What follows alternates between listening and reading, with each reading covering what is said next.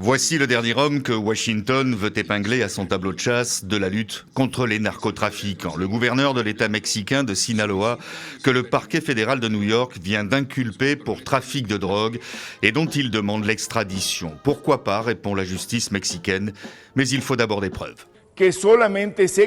L'extradition ne sera accordée que s'il est établi que les preuves sont suffisantes au regard de la législation de la partie requise, en l'occurrence notre pays.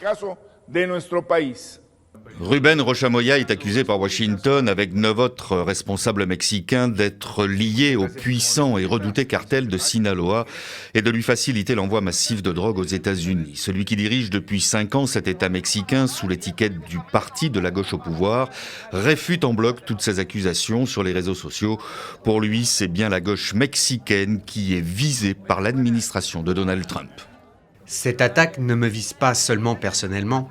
Elle vise aussi le mouvement de la 4e transformation, ses figures emblématiques et les Mexicains qui représentent cette cause.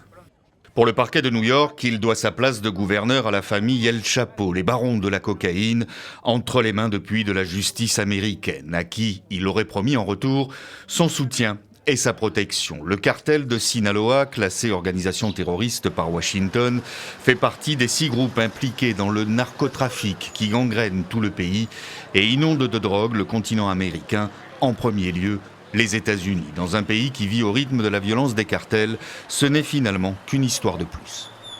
Quand il s'agit d'un responsable public, cela a forcément des répercussions. Mais dans le cas de Sinaloa, vu tout ce qui se passe et les preuves qui ont été révélées, ce n'est pas du tout surprenant. Le Mexique, menacé par les États-Unis de sanctions, voire même d'envoi de troupes américaines pour faire le ménage, multiplie les saisies et les arrestations. Il y a 2 jours, c'était un important baron de la drogue, surnommé le Jardinier, qui était interpellé.